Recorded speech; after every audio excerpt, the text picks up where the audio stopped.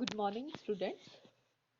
Today we will discuss our chapter number 19, that is excretory products and their elimination.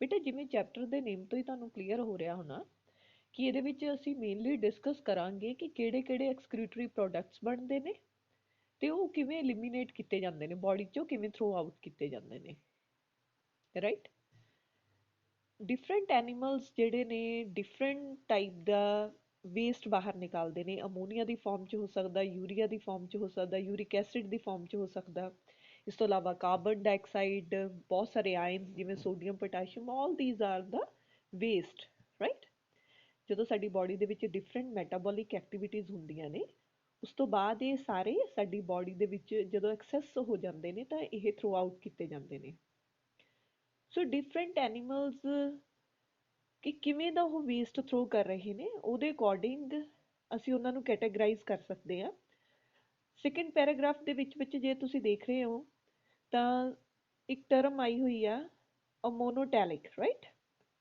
ਮੈਂ ਇਹਨੂੰ highlight ਕਰ ਦਿੰਦੀ ਹਾਂ ਅਮੋਨੋਟੈਲਿਕ ਇਟ ਇਜ਼ ਓਵਰ ਹੇਅਰ ਅਮੋਨੋਟੈਲਿਕ ਦਾ ਮਤਲਬ ਇਹ ਹੈ ਕਿ ਉਹ ਵਾਲੇ ਐਨੀਮਲਸ ਜਿਹੜੇ ਅਮੋਨੀਆ ਦੇ ਤੌਰ ਤੇ ਵੇਸਟ ਨੂੰ ਬਾਹਰ ਨਿਕਾਲ ਰਹੇ ਨੇ ਉਹਦੇ ਵਿੱਚ ਕੀ ਤੁਹਾਡੀਆਂ ਐਗਜ਼ਾਮਪਲਸ ਇੱਥੇ ਦਿੱਤੀਆਂ ਹੋਈਆਂ ਨੇ ਬੋਨੀ ਫਿਸ਼ਿਜ਼ ਰਾਈਟ ਇਸ ਤੋਂ ਇਲਾਵਾ ਐਕੁਐਟਿਕ ਐਮਫੀਬੀਅਨਸ ਹੋ ਗਏ ਐਕੁਐਟਿਕ ਇਨਸੈਕਟਸ ਹੋ ਗਏ ਇਹ ਸਾਰੇ ਅਮੋਨੀਆ ਰਿਲੀਜ਼ ਕਰਦੇ ਨੇ ਬੱਚੇ ਇੱਥੇ ਮੈਂ ਤੁਹਾਨੂੰ ਇੱਕ ਗੱਲ ਹੋਰ ਕਲੀਅਰ ਕਰਦਾ ਕਿ ਅਮੋਨੀਆ ਬਹੁਤ ਈਜ਼ੀਲੀ ਸੋਲੂਬਲ ਹੁੰਦਾ ਪਾਣੀ ਦੇ ਵਿੱਚ ਐਕੁਐਟਿਕਸ ਦੇ ਵਿੱਚ ਹੀ ਤਾਂ ਹੀ ਕਰਕੇ ਇਹ ਜ਼ਿਆਦਾਤਰ ਵੇਸਟ ਦੇ ਰੂਪ ਦੇ ਵਿੱਚ ਬਾਹਰ ਨਿਕਲਦਾ ਕਿਉਂਕਿ ਉੱਥੇ ਐਕਸੈਸ ਆਫ ਵਾਟਰ ਹੁੰਦਾ ਰਾਈਟ ਐਂਡ ਸੈਕਿੰਡ ਇੱਥੇ ਤੁਸੀਂ ਇੱਕ ਟਰਮ ਦੇਖ ਰਹੇ ਹੋ ureotelic right it is given over here ureotelic so ਇਹ ਅਮੋਨੀਆ ਦੇ ਕੰਪੈਰੀਜ਼ਨ ਲੈਸ ਟੌਕਸਿਕ ਹੁੰਦਾ ਤੇ ਕਿਹਦੇ ਵਿੱਚ ਇਹਦੀ ਐਗਜ਼ਾਮਪਲਸ ਕੀ ਦਿੱਤੀਆਂ ਹੋਈਆਂ ਨੇ ਇਹਦੀ ਐਗਜ਼ਾਮਪਲਸ ਹੈ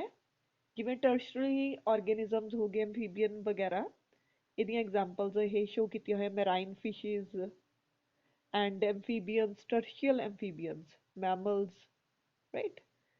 ਹਾਂਜੀ ਨੈਕਸਟ ਕੈਟਾਗਰੀ ਆ ਜਾਂਦੀ ਆ ਯੂਰਿਕੋਟੈਲਿਕ ਹਾਂਜੀ ਬੱਚੇ ਯੂਰਿਕੋਟੈਲਿਕ ਵਾਲੇ ਜਿਹੜੇ ਐਨੀਮਲਸ ਹੁੰਦੇ ਨੇ ਯੂਰਿਕ ਐਸਿਡ ਰਿਲੀਜ਼ ਕਰਦੇ ਨੇ ਰਾਈਟ ਅਮੋਨੋਟੈਲਿਕ ਨੇ ਕੀ ਰਿਲੀਜ਼ ਕੀਤਾ ਅਮੋਨੀਆ ਨੈਕਸਟ ਅਸੀਂ ਕੀਤਾ ਸੀ ਯੂਰੀਓਟੈਲਿਕ ਉਹਨਾਂ ਨੇ ਯੂਰੀਆ ਨਾਓ ਯੂਰਿਕੋਟੈਲਿਕ ਜਿਹੜੇ ਨੇ ਯੂਰਿਕ ਐਸਿਡ ਰਿਲੀਜ਼ ਕਰਦੇ ਨੇ ਰਾਈਟ ਇਹ ਕਿਹੜੇ ਐਨੀਮਲਸ ਹੁੰਦੇ ਨੇ ਮੋਸਟਲੀ ਇਹ ਬਰਡਸ ਰੈਪਟਾਈਲਸ ਜਿਨ੍ਹਾਂ ਕੋਲ ਲੈਸ ਕੁਆਂਟੀਟੀ ਆਫ ਵਾਟਰ ਹੁੰਦਾ ਜਾਂ ਜਿਨ੍ਹਾਂ ਦੀ ਰਿਕੁਆਇਰਮੈਂਟ ਲੈਸ ਵਾਟਰ ਦੀ ਹੁੰਦੀ ਹੈ ਰਾਈਟ ਉਹ ਇਹ ਰਿਲੀਜ਼ ਕਰਦੇ ਨੇ ਨੈਕਸਟ ਬੱਚੇ ਤੁਸੀਂ ਇਹਦੇ ਵਿੱਚ ਤੁਹਾਨੂੰ ਡਿਫਰੈਂਟ ਐਕਸਕ੍ਰੀਟਰੀ ਸਟਰਕਚਰਸ ਬਾਰੇ ਗੱਲ ਕੀਤੀ ਗਈ ਹੈ ਕਿ ਸਾਡੇ ਐਨੀਮਲ ਕਿੰਗਡਮ ਦੇ ਵਿੱਚ ਵੈਰਾਈਟੀ ਆਫ ਐਨੀਮਲਸ ਨੇ ਉਹਨਾਂ ਦੇ ਵੈਰਾਈਟੀ ਆਫ ਐਕਸਕ੍ਰੀਟਰੀ ਸਟਰਕਚਰਸ ਨੇ ਜਿਹੜੀਆਂ ਉਹ ਯੂਜ਼ ਕਰਦੇ ਨੇ ਵੇਸਟ ਨੂੰ ਥਰੋ ਕਰਨ ਦੇ ਲਈ ਰਾਈਟ ਸਭ ਤੋਂ ਪਹਿਲੀ ਅਗਰ ਤੁਸੀਂ ਐਗਜ਼ਾਮਪਲ ਇੱਥੇ ਦੇਖ ਰਹੇ ਹੋ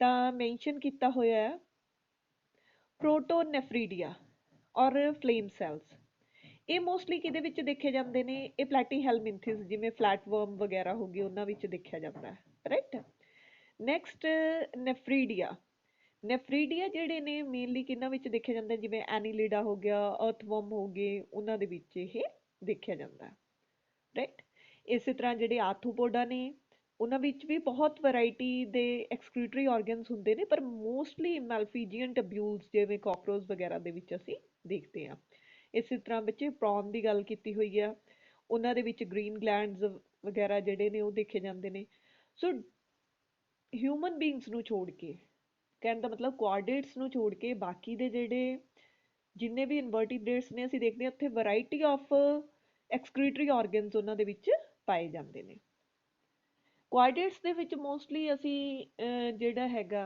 ਟਰਸ਼ੀਅਲ ਜੇ ਮੈਮਲਸ ਦੀ ਅਸੀਂ ਗੱਲ ਕਰੀਏ ਤਾਂ ਉਹਨਾਂ ਵਿੱਚ ਕਿਡਨੀਜ਼ ਹੁੰਦੀਆਂ ਨੇ ਰਾਈਟ ਨੈਕਸਟ ਅਸੀਂ ਗੱਲ ਕਰਾਂਗੇ ਕਿਡਨੀ ਦੀ ਸਟਰਕਚਰ ਬਾਰੇ ਬੇਟਾ ਐਕਸਕ੍ਰੀਟਰੀ ਸਿਸਟਮ ਓਵਰਆਲ ਅਗਰ ਅਸੀਂ ਦੇਖਦੇ ਹਾਂ ਸਭ ਤੋਂ ਪਹਿਲਾਂ ਇਹ ਤੁਸੀਂ ਪ੍ਰੀਵੀਅਸ ਕਲਾਸਿਸ ਦੇ ਵਿੱਚ ਆਲਰੇਡੀ ਇਹ ਡਾਇਗਰਾਮ ਕਈ ਵਾਰ ਕੀਤੀ ਹੋਣੀ ਆ ਕਿ ਐਕਸਕ੍ਰੀਟਰੀ ਸਿਸਟਮ ਕਿਸ ਚੀਜ਼ ਦਾ ਬਣਿਆ ਹੋਇਆ ਹੈਗਾ ਸਾਡਾ ਪੇਅਰ ਆਫ ਕਿਡਨੀਜ਼ ਇਹ ਕਿਵੇਂ ਦੀਆਂ ਹੁੰਦੀਆਂ ਨੇ ਬੀਨ ਸ਼ੇਪ ਦੀਆਂ ਹੁੰਦੀਆਂ ਨੇ ਥੋੜ੍ਹੀਆਂ ਰੈਡਿਸ਼ ਬਰਾਊਨ ਕਲਰ ਦੀਆਂ ਹੁੰਦੀਆਂ ਨੇ ਇਹਨਾਂ ਤੋਂ ਦੋ ਪਾਈਪਸ ਨਿਕਲ ਰਹੀਆਂ ਨੇ, ਤੁਸੀਂ ਦੇਖ ਸਕਦੇ ਹੋ ਨੀਚੇ ਨੂੰ ਚੱਲ ਰਹੀਆਂ ਨੇ।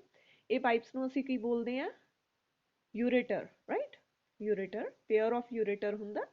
ਫਿਰ ਉਸ ਤੋਂ ਬਾਅਦ ਯੂਰੀਨਰੀ ਬਲੈਡਰ, ਨੀਚੇ ਤੁਸੀਂ ਦੇਖ ਰਹੇ ਹੋ ਯੂਰੀਨਰੀ ਬਲੈਡਰ ਹੈ ਬੈਲੂਨ ਦੀ ਸ਼ੇਪ ਦੇ ਵਿੱਚ। ਯੂਰੀਨਰੀ ਬਲੈਡਰ ਆਊਟ ਹੋ ਰਿਹਾ ਯੂਰੇਥਰਾ ਦੇ ਥਰੂ, ਠੀਕ ਆ।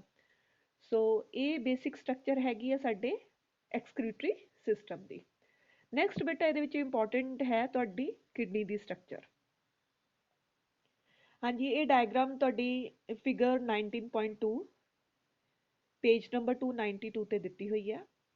ਸੋ ਕਿਡਨੀ ਨੂੰ ਬੇਸਿਕਲੀ ਤੁਸੀਂ ਦੇਖ ਸਕਦੇ ਹੋ ਇੱਥੇ ਦੋ ਰੀਜਨਸ ਦੇ ਵਿੱਚ ਡਿਵਾਈਡ ਕੀਤਾ ਹੋਇਆ, ਕੋਰਟੈਕਸ ਐਂਡ ਮੈਡੂਲਾ। ਬੇਟਾ ਕੋਰਟੈਕਸ ਰੀਜਨ ਕਿਹੜਾ ਹੈਗਾ? ਆਊਟਰਮੋਸਟ ਰੀਜਨ ਆ ਜਿਹੜਾ, ਰਾਈਟ? ਆਊਟਰਮੋਸਟ ਰੀਜਨ ਨੂੰ ਅਸੀਂ ਕੋਰਟੈਕਸ ਕਹਿ ਦਿੰਦੇ ਆ। ਇਨਰ ਜਿਹੜਾ ਰੀਜਨ ਹੈਗਾ ਦੈਟ ਇਜ਼ ਮੈਡੂਲਾ, ਰਾਈਟ?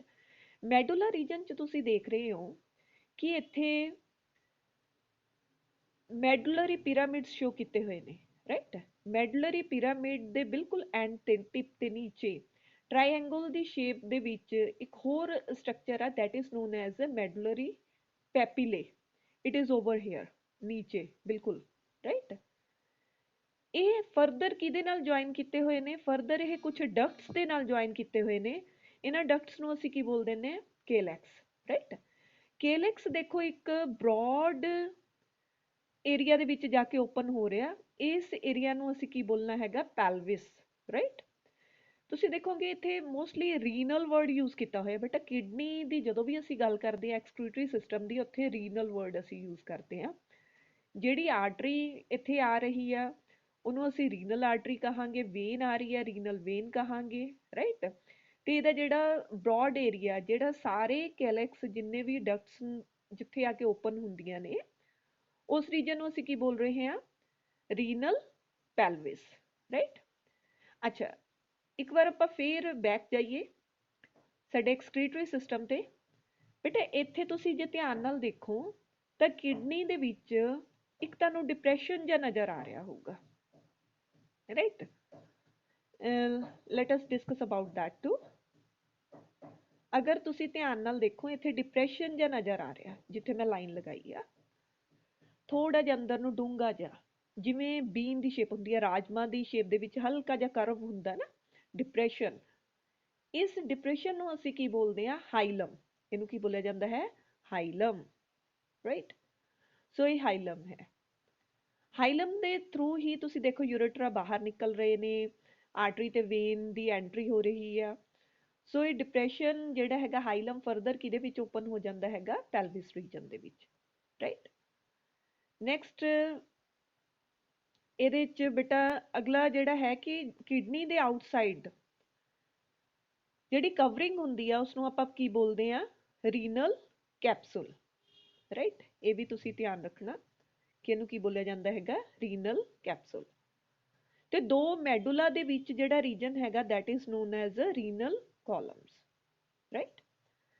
ਇਸ ਤੋਂ ਨੈਕਸਟ ਜਿਹੜੀ ਇੰਪੋਰਟੈਂਟ ਸਟਰਕਚਰ ਤੁਹਾਨੂੰ ਤੁਹਾਡੀ ਬੁੱਕ ਦੇ ਵਿੱਚ ਦਿੱਤੀ ਹੋਈ ਆ ਬੱਚੇ, ਦੈਟ ਇਜ਼ ਅਬਾਊਟ ਨੈਫਰੋਨ। ਹਾਂਜੀ ਬੱਚੇ, ਜੇ ਤੁਸੀਂ ਬੁੱਕ ਨੂੰ ਪੇਜ ਨੰਬਰ ਓਪਨ ਕਰੋ ਆਪਣਾ 292, ਰਾਈਟ? ਇੱਥੇ ਵੀ ਤੁਹਾਨੂੰ ਡਿਟੇਲ ਦੇ ਵਿੱਚ ਦੱਸਿਆ ਹੋਇਆ ਕਿ ਇੱਕ ਕਿਡਨੀ ਦੇ ਵਿੱਚ each kidney has nearly 1 million nephrons, right? 1 million nephron ਇੱਕ ਕਿਡਨੀ ਦੇ ਵਿੱਚ ਹੈ। ਸਾਡੇ ਕੋਲ ਟੋਟਲ ਕਿੰਨੀਆਂ ਕਿਡਨੀਜ਼ ਨੇ? 2। ਸੋ ਇੱਕ ਕਿਡਨੀ ਦੇ ਵਿੱਚ ਕਿੰਨੇ ਨੈਫਰੋਨ ਨੇ? 1 ਮਿਲੀਅਨ। ਸੋ ਨੈਫਰਨ ਕੀ ਨੇ? ਐਕਚੁਅਲ ਦੇ ਵਿੱਚ ਫੰਕਸ਼ਨਲ ਯੂਨਿਟ ਨੇ ਸਾਡੇ ਐਕਸਕ੍ਰੀਟਰੀ ਸਿਸਟਮ ਦਾ। ਇਹੀ ਪ੍ਰੋਪਰ ਜਿਹੜੀ ਐਕਸਕ੍ਰੀਸ਼ਨ ਜਿਹੜੀ ਹੋ ਰਹੀ ਆ ਬਾਰੀਕੀ ਦੇ ਨਾਲ ਕਿਡਨੀ ਦੇ ਵਿੱਚ, ਇਹਨਾਂ ਦੇ ਥਰੂ ਹੋ ਰਹੀ ਆ। ਹੁਣ ਨੈਕਸਟ ਆ ਜਾਂਦਾ ਕਿ ਨੈਫਰੋਨ ਦੀ ਸਟਰਕਚਰ ਕਿਵੇਂ ਦੀ ਹੈ, ਨੈਫਰੋਨ ਦੇ ਡਿਫਰੈਂਟ ਪਾਰਟਸ ਕਿਹੜੇ ਨੇ। ਬੇਟਾ ਬੇਸਿਕਲੀ ਅਸੀਂ ਨੈਫਰੋਨ ਨੂੰ 2 ਰੀਜਨਸ ਦੇ ਵਿੱਚ ਡਿਵਾਈਡ ਕਰ ਸਕਦੇ ਹਾਂ, ਰਾਈਟ? ਇਹ 2 ਕਿਹੜੇ ਰੀਜਨ ਨੇ? ਇੱਕ ਤਾਂ ਤੁਹਾਡੀ NCERT ਦੇ ਵਿੱਚ ਦਿੱਤਾ ਹੋਇਆ ਗਲੋਮਰੁਲਸ ਐਂਡ ਸੈਕਿੰਡ ਹੈਗਾ ਰੀਨਲ ਟਬਿਊਲ। ਹਾਂਜੀ ਬੇਟਾ, ਗਲੋਮਰੁਲਸ ਕੀ ਹੈ? ਐਕਚੁਅਲ ਦੇ ਵਿੱਚ ਗਲੋਮਰੁਲਸ ਨੂੰ ਜੇ ਤੁਸੀਂ ਧਿਆਨ ਨਾਲ ਦੇਖੋ, ਇਹ ਬੰਚ ਆਫ ਕੈਪਿਲਰੀਜ਼ ਜਿਹੜਾ ਵਿੱਚ ਪਿਆ, ਠੀਕ ਹੈ, ਬੋਮਨਸ ਕੈਪਸੂਲ ਦੇ, ਇਹ ਆ। ਤੇ ਦੂਸਰੀ ਜਿਹੜੀ ਸਟਰਕਚਰ ਹੈਗੀ ਆ ਉਹ ਕੀ ਹੈਗੀ ਆ, ਰੀਨਲ ਟਬਿਊਲ। ਬੇਟਾ ਰੀਨਲ ਜਿਹੜੀ ਟਬਿਊਲ ਹੈ ਇਹ ਕਿੱਥੋਂ ਸਟਾਰਟ ਹੋ ਗਈ, ਇਹ ਸਟਾਰਟ ਹੋ ਗਈ ਬੋਮੈਨਸ ਕੈਪਸੂਲ ਤੋਂ। ਫਿਰ ਉਸ ਤੋਂ ਬਾਅਦ ਨੈਕਸਟ ਕੀ ਆਉਂਦਾ ਹੈਗਾ, ਪ੍ਰੋਕਸੀਮਲ ਕਨਵੋਲੂਟੇਡ ਟਬਿਊਲ, ਇਹਨੂੰ ਅਸੀਂ ਪੀਸੀਟੀ ਵੀ ਬੋਲ ਦਿੰਦੇ ਆ, ਰਾਈਟ। ਉਸ ਤੋਂ ਬਾਅਦ ਕੀ ਆਉਂਦਾ, ਲੂਪ ਆਫ ਹੈਨਲੇ। ਉਸ ਤੋਂ ਨੈਕਸਟ ਕੀ ਆ ਰਿਹਾ ਹੈਗਾ, ਡਿਸਟਲ ਕਨਵੋਲੂਟੇਡ ਟਬਿਊਲ। ਇੱਕ ਚੀਜ਼ ਬੱਚੇ ਮੈਂ ਕਲੀਅਰ ਕਰਦਾ ਕਿ ਲਾਸਟ ਦੇ ਵਿੱਚ ਤੁਸੀਂ ਕਲੈਕਟਿੰਗ ਡਕਟ ਦੇਖ ਰਹੇ ਹੋ। ਕਲੈਕਟਿੰਗ ਡਕਟ ਜਿਹੜੀ ਹੈਗੀ ਆ ਈਚ ਨੈਫਰੋਨ ਦਾ ਪਾਰਟ ਨਹੀਂ ਹੈਗੀ, ਰਾਈਟ, ਕਿਉਂਕਿ ਇਹਦੇ ਨਾਲ ਬਹੁਤ ਸਾਰੇ ਨੈਫਰੋਨ ਕਨੈਕਟ ਕਰਦੇ ਨੇ। ਸੋ ਜੇ ਨੈਫਰੋਨ ਦੀ ਸਟਰਕਚਰ ਦੀ ਅਸੀਂ ਗੱਲ ਕਰ ਰਹੇ ਹਾਂ ਤਾਂ ਬੇਸਿਕਲੀ ਅਸੀਂ ਉਸ ਨੂੰ ਦੋ ਦੇ ਵਿੱਚ ਡਿਵਾਈਡ ਕਰ ਰਹੇ ਹਾਂ, ਇੱਕ ਗਲੋਮਰੂਲਸ ਜਿੱਥੇ ਕੈਪਿਲਰੀਜ਼ ਦਾ ਬੰਚ ਆ ਗਿਆ, ਰਾਈਟ, ਤੇ ਦੂਸਰਾ ਉਹਦੀ ਜਿਹੜੀ ਟਿਊਬ ਆ ਕੰਪਲੀਟ, ਉਹ ਕਿੱਥੋਂ ਸਟਾਰਟ ਹੋ ਰਹੀ ਹੈ। ਸਭ ਤੋਂ ਪਹਿਲਾ ਪਾਰਟ ਉਹਦੇ 'ਚ ਕੀ ਆ ਜਾਂਦਾ, ਬੋਮੈਨਸ ਕੈਪਸੂਲ ਆ ਗਿਆ। ਸੈਕਿੰਡ ਪਾਰਟ ਕੀ ਆ ਗਿਆ, ਪ੍ਰੋਕਸੀਮਲ ਕਨਵੋਲੂਟੇਡ ਟਬਿਊਲ। ਫਿਰ ਕੀ ਆ ਗਿਆ, ਲੂਪ ਆਫ ਹੈਨਲੇ। ਫੋਰਥ ਦੇ ਵਿੱਚ ਕੀ ਆ ਗਿਆ, ਡਿਸਟਲ ਕਨਵੋਲੂਟੇਡ ਟਬਿਊਲ, ਰਾਈਟ। ਕਲੈਕਟਿੰਗ ਟਬਿਊਲ ਜਿਹੜੀ ਹੈਗੀ ਆ ਉਹਦੇ ਨਾਲ ਤਾਂ ਬਹੁਤ ਸਾਰੇ ਨੈਫਰੋਨ ਲੱਗੇ ਹੁੰਦੇ ਨੇ, ਰਾਈਟ, ਇਹ ਤੁਸੀਂ ਧਿਆਨ ਦੇਣਾ। ਐਂਡ ਇੱਕ ਹੋਰ ਚੀਜ਼ ਦੇਖੋ, ਜਿਹੜੀ ਬਲੱਡ ਨੂੰ ਲੈ ਕੇ ਆ ਰਹੀ ਹੈ ਇੱਥੇ, ਜਿਹੜੀ ਆਰਟਰੀ ਬਲੱਡ ਨੂੰ ਲੈ ਕੇ ਆ ਰਹੀ ਆ, that is known as efferent arteriole। ਜਿਹੜੀ ਵਾਪਸ ਲੈ ਕੇ ਜਾ ਰਹੀ ਹੈ that is known as efferent। ਬੇਟਾ ਇੱਥੇ ਇੱਕ ਕਲੀਅਰ ਕਰਦਾ ਮੈਂ ਤੁਹਾਨੂੰ, efferent arteriole ਦਾ ਜਿਹੜਾ ਲਿਊਮਨ ਹੁੰਦਾ ਜ਼ਿਆਦਾ ਹੁੰਦਾ, ਰਾਈਟ, ਇਹਦਾ ਘੱਟ ਹੁੰਦਾ। ਇਸੇ ਕਰਕੇ ਪੂਰੇ ਪ੍ਰੈਸ਼ਰ ਦੇ ਨਾਲ ਗਲੋਮਰੂਲਸ ਦੇ ਵਿੱਚ ਫਿਲਟਰੇਸ਼ਨ ਹੁੰਦੀ ਆ ਵੇਸਟ ਦੀ, ਠੀਕ ਆ। ਵੇਸਟ ਫਿਲਟਰ ਹੁੰਦਾ ਕਿਹਦੇ ਵਿੱਚ ਥਰੋ ਕੀਤਾ ਜਾਂਦਾ, ਫਿਰ ਉਹ ਬੋਮੈਨਸ ਕੈਪਸੂਲ ਦੇ ਵਿੱਚ।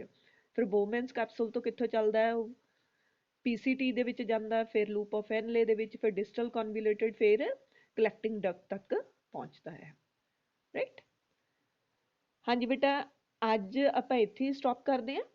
ਨੈਕਸਟ ਜਿਹੜਾ ਇਹਦਾ ਫਰਦਰ ਡਿਟੇਲ ਹੈਗੀ ਆ ਉਹ ਆਪਾਂ ਨੈਕਸਟ ਲੈਕਚਰ ਦੇ ਵਿੱਚ ਕਰਾਂਗੇ। ਥੈਂਕ ਯੂ ਬੇਟਾ, thank you for listening, have a nice day.